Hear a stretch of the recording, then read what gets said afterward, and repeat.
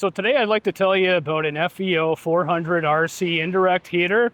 Let's start with the RC hood. It has the option of going underground for mining companies. So if they need to attach a 50 to 100 foot ducting on the RC hood, they can run it out of the mine to fresh air supply outside, which is a very popular feature among construction companies. The other option also with the airflow is it can get upwards of 4,000 to 4,500 CFM depending on your pump pressure and air gate settings, which is always adjusting due to climate control, whether it be -10 outside or 20 degrees on a summer day. Check the operation guide for more details on that. Also to stay on the airflow, it has a great feature on the front of the heater.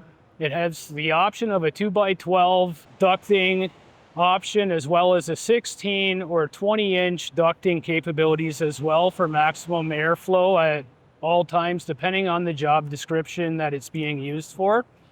It also has a 42-gallon tank, which has a 14 to 17-hour runtime, depending on your air gate and pump pressure, which also relates to the climate temperature at the time it's used. Now, one of the more popular features of the FVO 400 Indirect is our two 12-inch ductlets.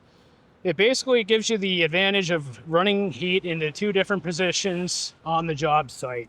You're simply getting in the bottom hole first.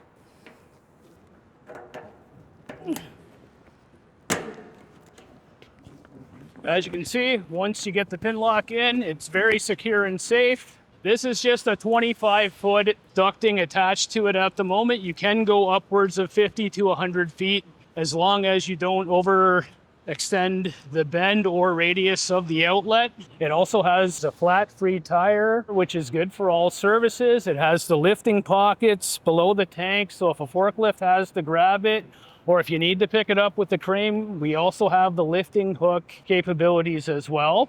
And it also comes with a safe feature of a green and red indicator light. If you look at the power supply indicator sticker on the control box, it'll give you the details. So if you by chance have a bad extension cord, it's going to show you reverse polarity right off the bat so you don't damage any electrical features on the heater. And another cool feature about our indirect heater is we use a Putes hose system. Especially on an older heater, it helps distinguish if there's any issues with the pump by showing the flow of diesel as opposed to taking it apart and creating a sticky mess when there's an easier solution. But once again, that's in our troubleshoot guide in the manual.